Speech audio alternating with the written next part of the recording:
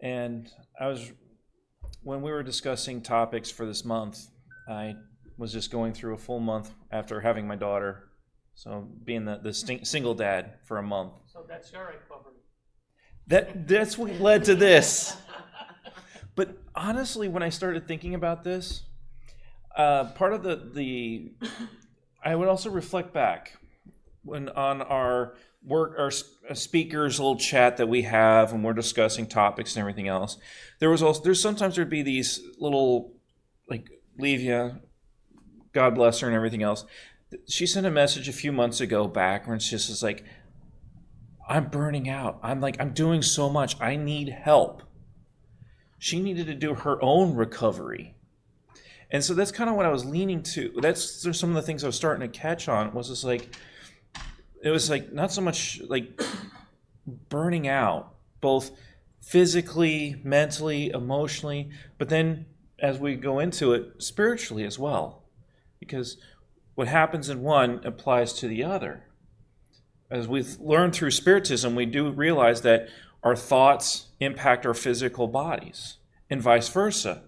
So when you're when you're in a state of burnout or anything else, and your spirit is really downtrodden and everything else, your body needs time to recover, but also your spirit too. So I'm going to start this lecture off more from the physical side, and then work towards the spiritual. So, and so I said, okay, start with burnout. The Dictionary of Psychology, burnout is a physical, emotional, mental exhaustion accompanied by decreased motivation, lower performance, and negative attitude towards oneself and others. Okay, spiritists, we see a few words in there that we don't like to see. And there's a word that's missing. Physical, emotional, mental, spiritual exhaustion. Decreased motivation, lower performance, negative attitudes. We all hear about cause and effect, karma, karmic law, whatever, things like that. And the idea, even we just had this. I shut my mouth. It's not that. Well, I was not fast enough to tell you don't close the book. So, because I was about to open it back up to that page. Because Joanna just popped it in. Right there, negative attitudes. Do uplifting attitudes. We need to increase ourselves, but we hit a wall. We have a physical body that has limitations imposed on it. Just like our vehicles we drive have physical limitations on it. Our homes have physical limitations on it.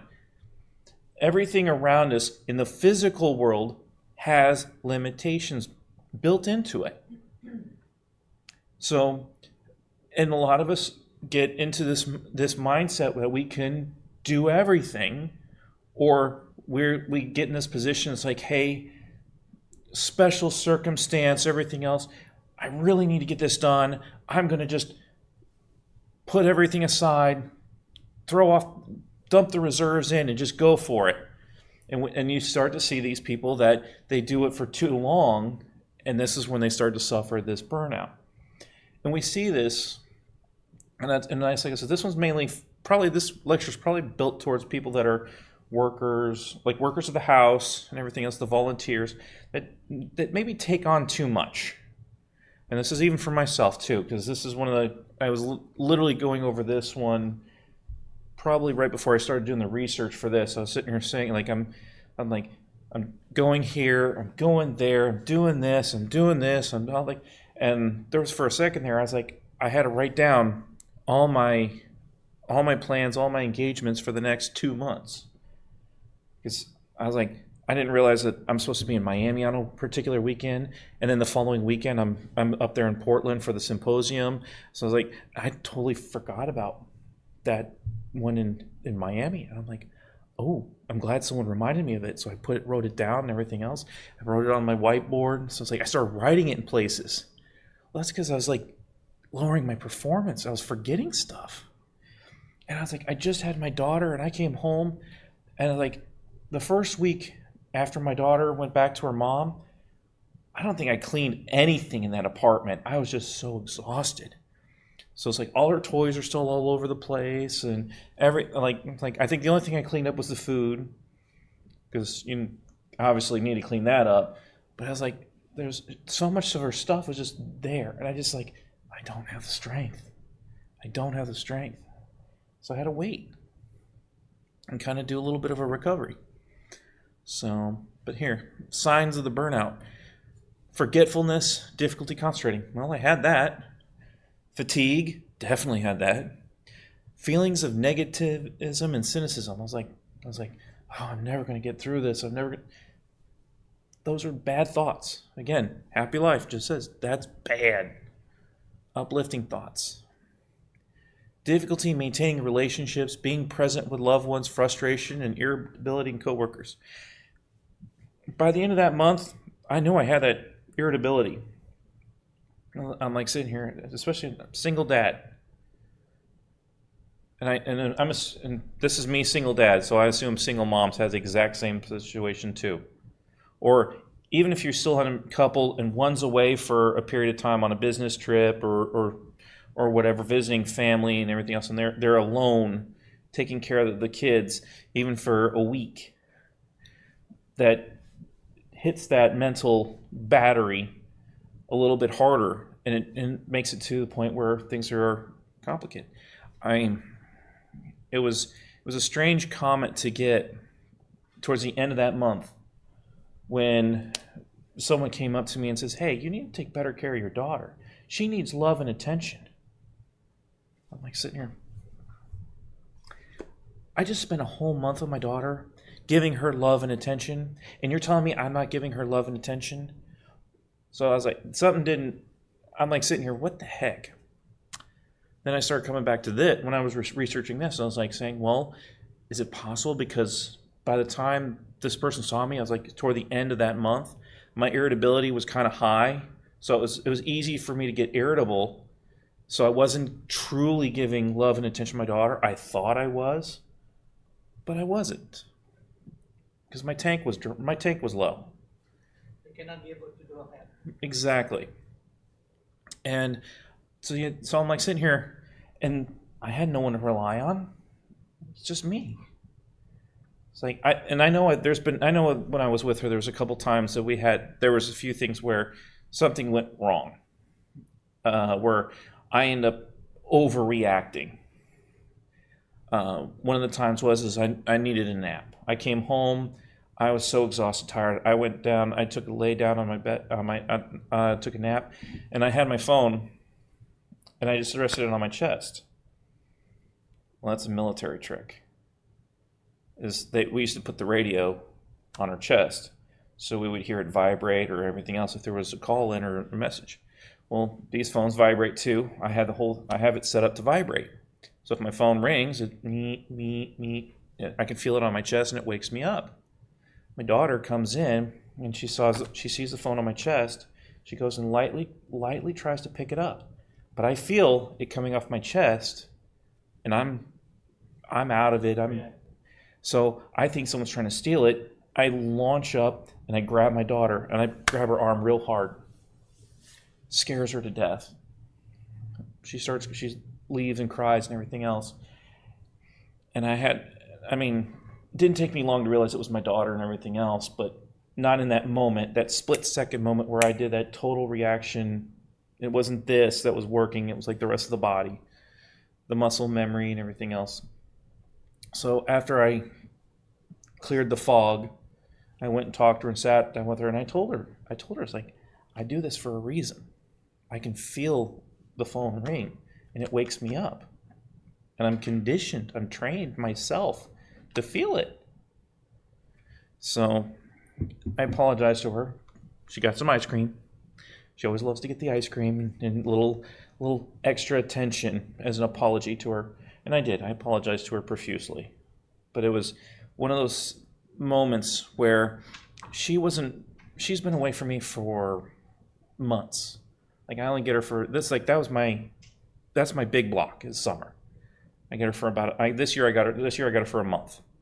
Normally I would get her a month and a half, but this year I got a month. And then I get her for a week here, week here, week here, week here, week here. So she really doesn't know my mannerisms. She knows I love her. She knows I like to do things with her. But she didn't know that I have little quirks. We all do. And she has her quirks too, and some of them start to rub the wrong way. I mean, all kids do it. I mean, they do it intentionally to get attention, or they don't know they're doing it because they don't know any better. So, but it's you get that whole range there. So every case is a case. So you got to kind of be careful with that. So headaches, pain, insomnia. I think I do remember having a few headaches during that time frame. More towards the end. So I was exhausted. So, and I'm sitting here thinking of like doing my research for this. They were talking about like medical professionals, like people that are doing their clinicals or whatever their initial residencies. And they're working extremely long hours, pushing, doing a lot of work. But yet, they're doctors. They have this they have to maintain this extremely high standard during that entire time. Even though their mind, their body's all up and down and all over the place. So they were big cases for burnout. And we're sitting here like, okay, but this is where Spiritism has that little thing. It's like we have to keep reminding ourselves we're supported. We just can't see it. But we also do need some of the physical, visible support too. Because like there's times when, like Levia said, I need help. And thankfully, Al stepped up, Peter stepped up, Tim back there stepped up. A lot of people stepped up to help her out and took a little bit of the pressure off, a little bit of that time off. And it helped her. And now, of course, then she goes and becomes the teacher for the children for the night. So it's like, we took some off her plate and she put some more on. But habits, you're right. So how do you get out of that? Again, this is the physical side. So hit multiple different websites. So this list is generic from a whole bunch of people. Thank you so much. So care for your mental, physical health. So you got to do your self-care. You got to take care of your body, take care of your mind. And when you take care of your mind, you take care of your soul too. To establish a routine. Get back into it. It's like, okay, get back to, I'm doing this. But the big one that they started throwing in there was like, start taking breaks and start taking more breaks. So, how many of you have a smartwatch? No? Just me? Okay. Not smart, yeah. Mine always tells me, it's like if I've been sitting for 50 minutes, it says, hey, you need to get up and stand up and walk around a little bit. So, and I have to do it, and it's doing that for 12 hours a day. You have to get up, walk around. And once you walk around for about a minute or so, it's like, okay, you did it. Great. You can go sit down now. So, but it's a chance to take a break. So I was like, I'll be sitting there at my desk, and all of a sudden I think, ba-ding, okay. Oh, time to take a walk. So I get up, walk around. Hey, how you doing? I go use the restroom. Go get me a water, something like that. It doesn't take long because it says it's like just need to be active for a minute, and then it's like, okay, you did it. You can go back to your thing. So, but it's still a break. And when I reflect back on my time with my daughter, I was like, that was a whole month and no break.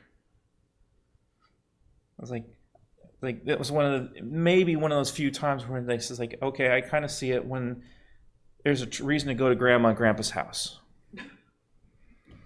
And it's like, I get to take a break. Grammy and Grampy, they'll take care of them for a little bit, but then it's a give and take because, yeah, they'll take care of them, but you'll get them back if they're heavily sugared. They got all the cookies and candy and everything else, and like all of a sudden you get them back and they're like, oh my Lord, what the heck happened to you? And you realize that they are just wired. So I was like, that's when it's like, okay, I got a break, but I'm going to pay for it later because they're gonna come back to me with a whole lot of sugar in them. So, but then again, yep. But then again, they always say that was like that's the mantra for grandparents: spoil the grandchildren. So, yep. So that was, and so that was like I was taking that break, and then after my daughter come back, and I was like, says I took that a whole week. Yeah, I went to my normal job, but then I came home. I didn't watch TV. I didn't clean up the house. I think I just went home. Other than I think I went to the gym. I think all I did was go there, sit down, and I think I was falling asleep on the couch. So eventually I just like, okay, get up, take a shower, go to bed. So I went to bed early. I think I was starting to go to bed early. But unfortunately, as part of that burnout, the bad side of that is I was not getting up on time either because my clock was set. My daughter had camp that started at 9, so I got special permission to be an hour late to work. Well, for that first week after my daughter was gone, they thought my daughter was still there because I was still showing up at 9 o'clock. And I just could not get up in the morning. I was like, I'm going to bed 9:30 and I'm waking up 7:30. I'm supposed to be in work at 8.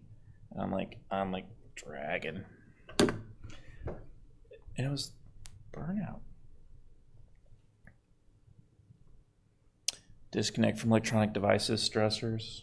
You mentioned it this morning. Turn your phone off. Just turn it off. It's amazing how connected we are to those devices.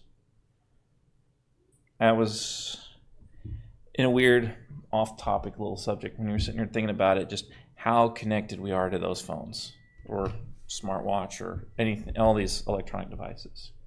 And I think that been probably a little more than 20 years ago. We were not as connected as we were. I remember building cell towers for AT&T in 2000, and that was the 2G network. And that's when everyone was still doing the text speak where you had to hit the button 3 times to go to the next code, or 3 or 4 times. And so there's people that knew the codes, and they can just text in their pockets and only have to look it out just to see what it was written, and then to put it back in their pocket, and they could text. And that was how they used to do it. But you could live a life. You can still communicate and everything else.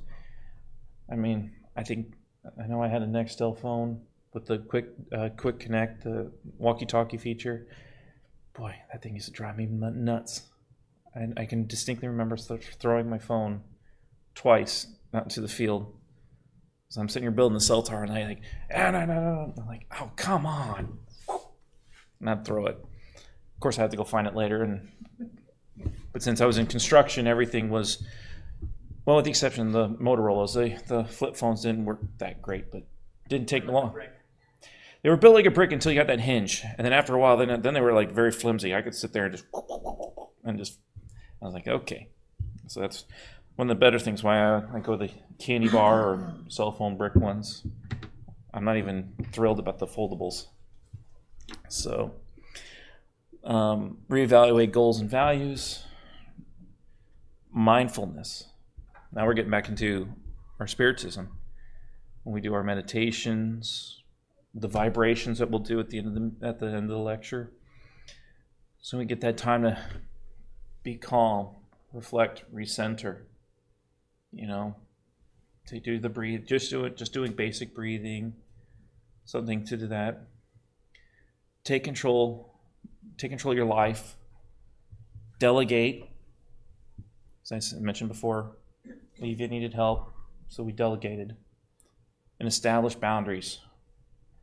And now with kids, it's difficult, but for a lot of other people, there's a time and place, and sitting there saying, hey, I just worked. I remember when I was building cell towers, I was working 60 hours a week. And that was kind of like my limit. And then for 2 months, I remember we had a special project. AT&T, or Singular bought AT&T. We had contracts with both companies. So now all of a sudden we had twice as many cell sites as necessary. We were part of a nationwide survey. And so I was up in Seattle with a team of guys and girls. And for 2 solid months, we had to go and check and do an inventory of 1,500 cell sites throughout the entire state of Washington. Now, Seattle had the bulk, but then you go and you have Yakima, and you keep going out towards Spokane. It gets a little, wherever you got the bigger cities, cell towers are more densely populated. But yet you still got cell sites that were out there for the farmers and everything else, out on the main roads, and they cover 5 miles per tower. They had to inspect them all. And so for 2 months, we worked 7 days a week, 12 hours a day. By the end of that time, I was burned out too. And that's when I established the boundary. I've been telling that to every company this day. Do not expect me to work more than 60 hours. 6 10s. That's the best you can get out of me. I'm taking a day off once a week. Minimum. And it helps. So I'm sure for a lot of us, we like having our weekends. We like having our days off.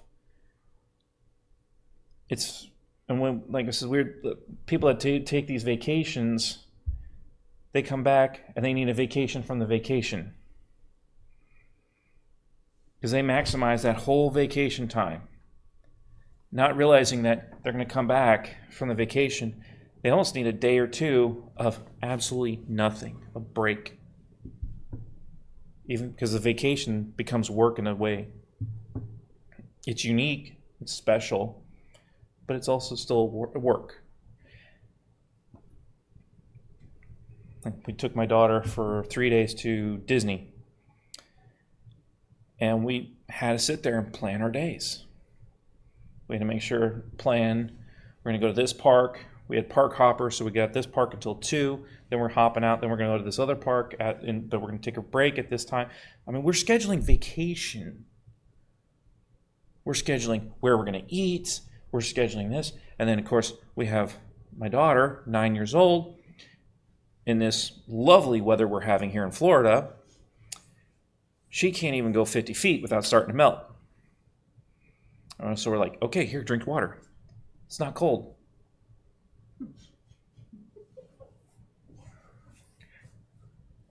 Honey, you need to drink water. No. Drink the water. No.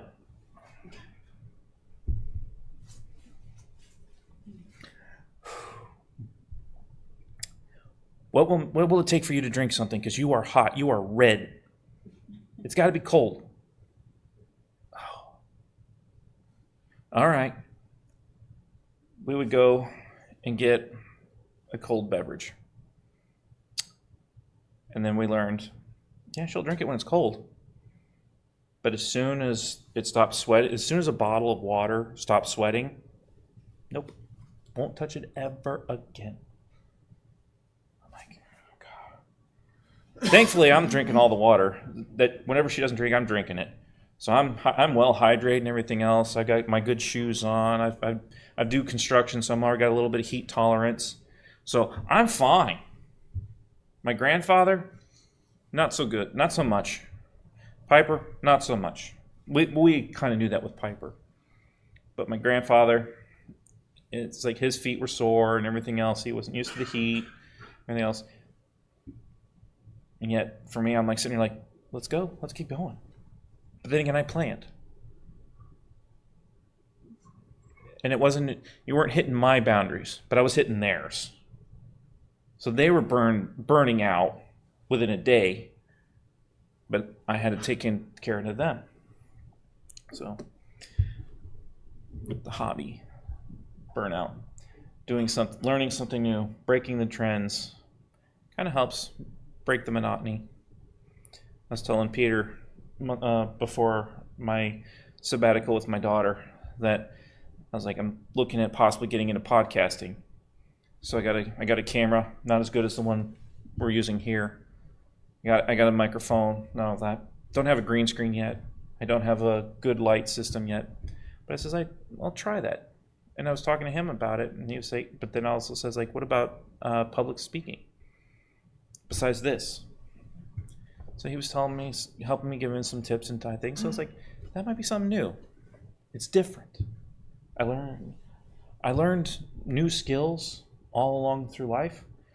It's time instead of just doing the same old day in, day out, learn something new. So I'm going to try something new. So transitioning into the spiritist portion of the lecture today.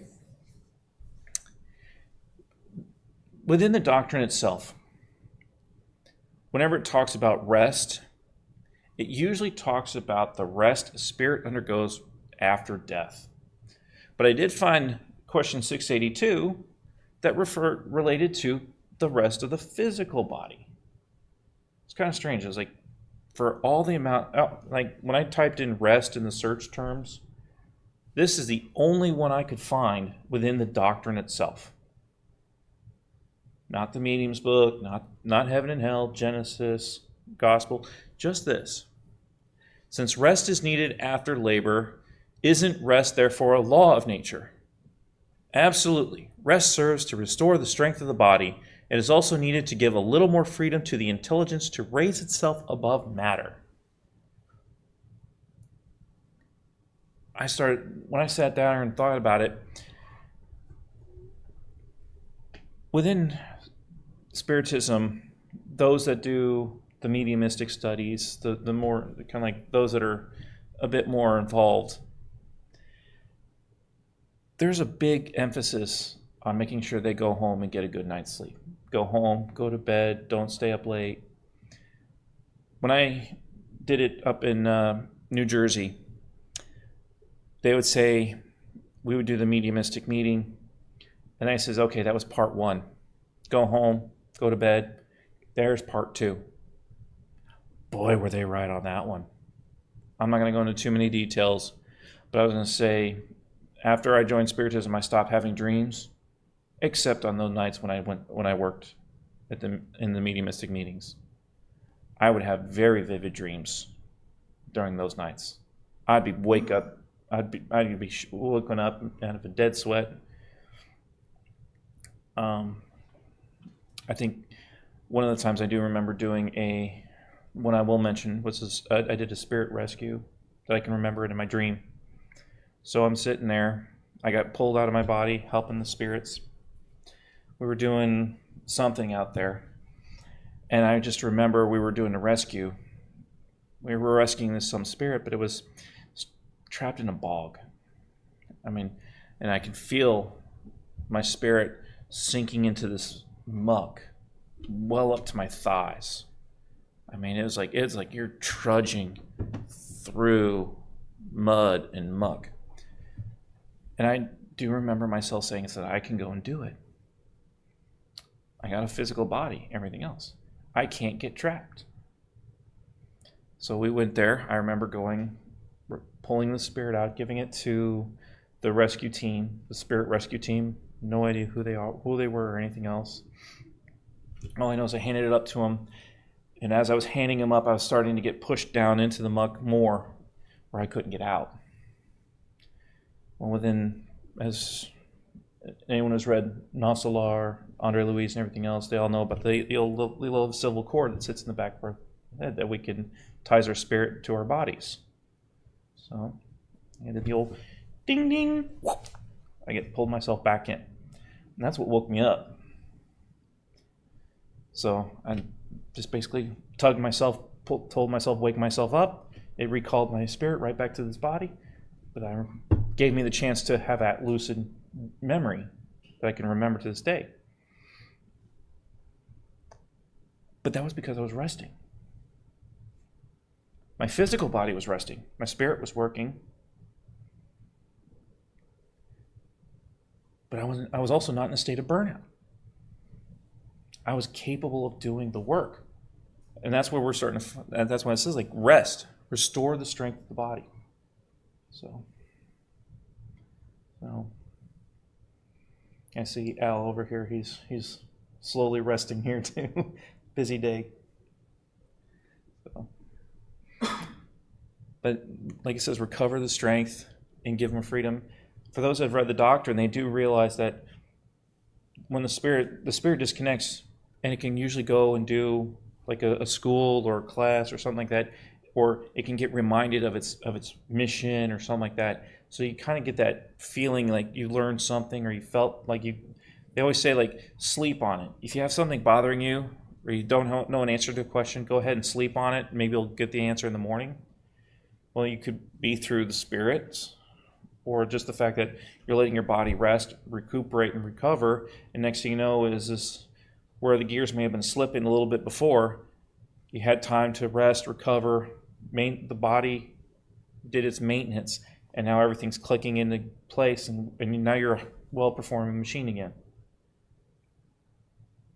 Just like our cars. Every so often they need to take a break, go in for maintenance, change the oil, change the fluids and everything else, change the tires. Well, it's its moment to rest, recover. That's the intelligence to raise, which is the spirit. Mm-hmm. Intelligence as a spirit. So when we're not attached, we are attached to the body by the cord, yeah. The cord, but when we're not attached to the physical body, that's the time that the intelligence, the spirit, can raise and do something else. So mm-hmm. that's the thing about everybody thinks it's a dream, which is pretty much what we're living. Mm-hmm. And it's one of those things that, having been part of the Spiritism now for not quite 20 years, but getting there, it's one of those things that over the course of that time frame, the doctrine itself allows itself to say, the room to say, we don't know it, but we are learning. It's a science, and there's a science portion to Spiritism, to study. Just like when you start thinking about all this new things out there, like we've only known about flight 120 years since the Wright brothers flew their glider at Kitty Hawk.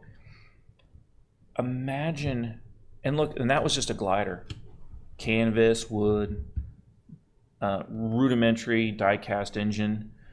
Now look at what we've got. Last night we had a Falcon 9 rocket go up to space. That was not possible 120 years ago. It's not even possible 100 years ago.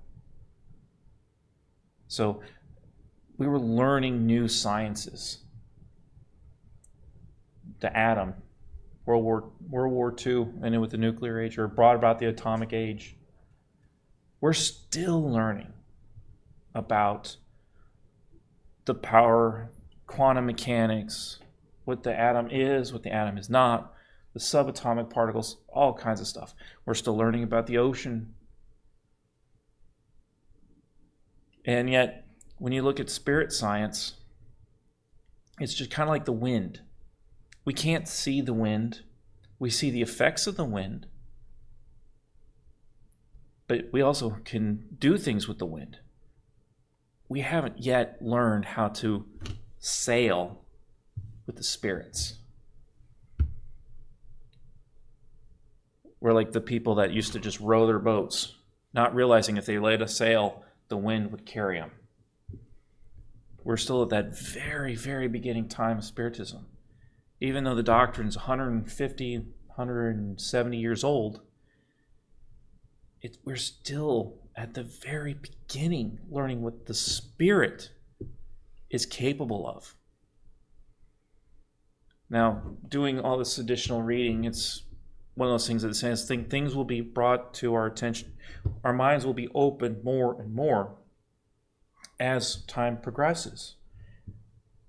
And you think, when I was doing the Monday class with Plenitude, when we were doing the Spirits book, there was a question in there. I think they were doing talks about slavery. And this was about a month or so ago. And it was strange, because then I sat there and I'm like, wait a minute. When did the Spirits book come out? It came out before the American Civil War.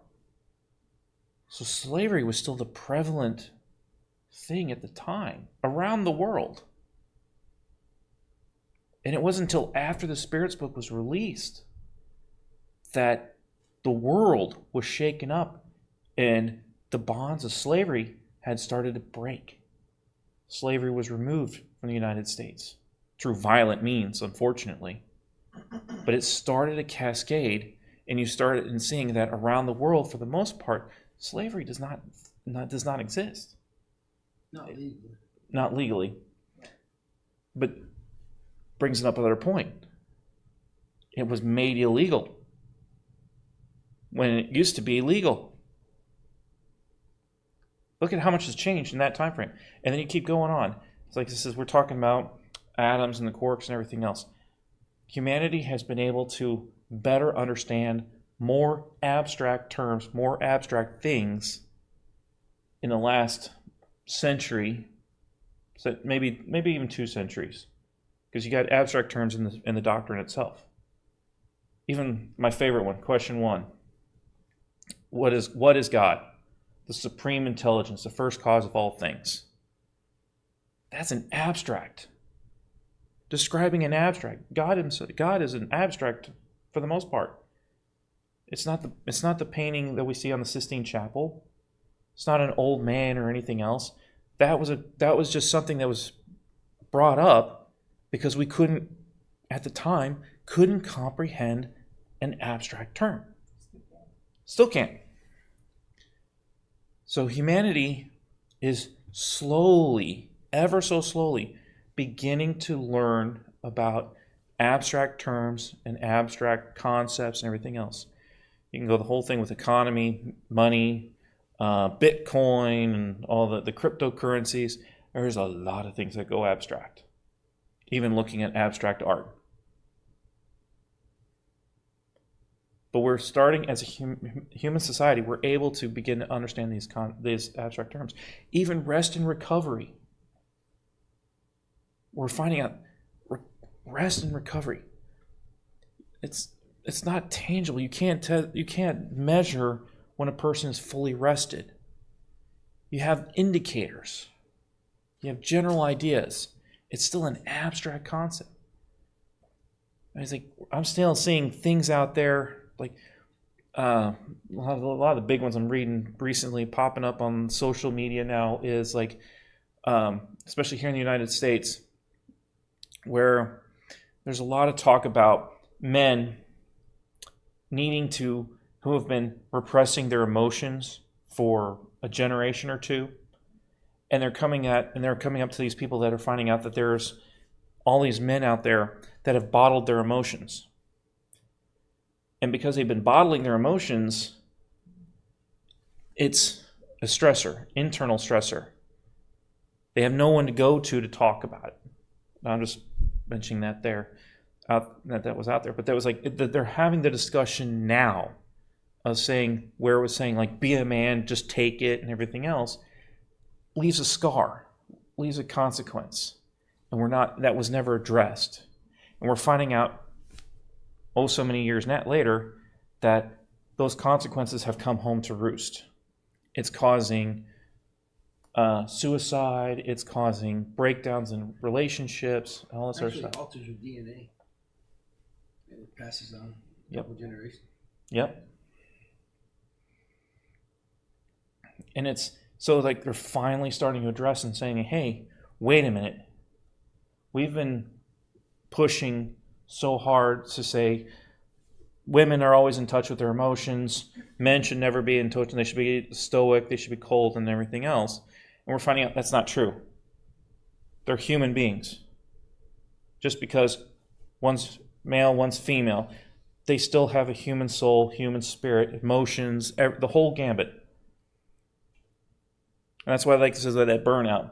Part of the comments they were saying is like it's why men were usually the ones who were more prone to burnout than the women. Through the fact that they would go to work, do everything at work, come home, start doing the honey-do list. And they would and then play with the kids and everything else. So they would start taking on too much. And then not having their own chance to recover, or like as like the social media thing as like a chance to vent. A chance to sit there and talk about what's bothering them, releasing some stress. Like the question there, delegate. Hey, this is bothering me. Can you help me with this? Can you just sit and listen to me talk and vent? And that's part of the recovery process. When you think about it, it's like if you're sitting there and you're holding something up and you're bottling it up, when's it being addressed? Like I said, one of the things for the burnout, stressors. You're constantly stressed. And there's no place that you would feel safe. There's no place for you to put down your burdens and allow yourself to rest and recover. Normally that is, but we're not used to see it. Right. We are used to see it from inside to outside. Mm-hmm. And the place to rest is inside. Yeah. So why we get sick? And where the sickness This comes from the inside to outside. So it tells you, hey, look, Mm-hmm. look inside. Otherwise, you're not gonna get recovered. Mm-hmm. So, and this is my last slide, so I'll just kind of end on this. But thank you for sharing, being part of the conversations. So, but it was definitely one of these things to sit there to realize that we need time to rest and recover. And after, like I says, when you do the basic doctrine, it had basically that one question and answer, but they had everything for that. But then when you go into the greater spiritual library of work, Andre Luis Emmanuel, Johanna de Angelis, like Manuel Filomeno de Miranda, like I was reading with the planetary transitions. It's interesting, especially Andre Luis, since he talks about his life. When you see him as in Nasalar, Messengers, the early books, when he's doing it from his point of view, he notices time when they would, as spirits, disconnected spirits, they would still take a time to rest, regenerate their energies, recuperate. They would get the blessing, the little healing energy from above, the little light that would touch their brow and become part of them, and everything else, rejuvenating energies, all kinds of things. They would take the time, meditate, pray, to recover themselves, to keep going with the work. And you see it, so it's like even the spirits take a break. Maybe not long ones, maybe they can do the old cat nap thing, but they still rest for a little bit. So it's about time for me to start break for the vibrations. But I think we got a couple minutes. Does anyone have any questions or? No? I just wanted to add something. Go ahead. A lot of also stress I've noticed as a personal thing is how you treat yourself. That includes even what you eat. Mm-hmm. So one has to understand one's body and say, just because everybody else eats it, not necessarily something is good for you, because maybe it makes you more nervous, stressed out, or whatever. So I noticed when I changed my diet to a different, more natural diet, I'm less stressed out. I'm in a good mood more often. And I think it's very important also to keep the contact with nature. Yes. Yeah, I'm sorry. no, absolutely no. I appreciate it. Thank you. because it's something actually that kind of got missed. And I'm sitting here doing my research about it, but you actually have a very good point. Your own diet adds you stress. Maybe, or like I knew people that have didn't know they have a gluten allergy, so they were enjoying pizza, pasta, and everything else, and they were irritable. But then once they got off the gluten, had a gluten, and then everything else, they were happier. So they got rid of a stressor and everything else, and they were able to. Their body was able to recover. Grains and sugar, Mm-hmm. and I feel great. Yeah. Yeah, it's funny. It's like I finally hit that miraculous age now where I have to go see the internal Roto-Rooter, and I'm not looking forward to that at all. It's the best nap you'll ever take. Yeah, but I'll need a recovery from that nap. But it was fun. But going with your point, I remember having the conversation, and they started reading off the list of things I can and can't have, and like I had. When I had my cardiologist and everything else, they were talking to me about heart issues and everything else, and they were saying like cut down the red meat, cut down sugary drinks, so, like all salt, all this stuff. So even cut down the carbs and everything else. And so right there in line with you. And it's funny, as much as I love going to churrascos and everything else, or steak dinners and everything else, I do not feel good the next day. That red meat just sits so heavy. When I've been eating chicken, turkey, I'm just now starting to learn to like fish, but for the most part, I've been eating a lot of chicken and turkey, and a little bit of pork, and I'm sitting here like, but when then I have a steak, I was like, whoa, I need a recovery just from eating a meal. So yes, you have a good point. Also, one last thing is way that other people notice how you are after you make these changes.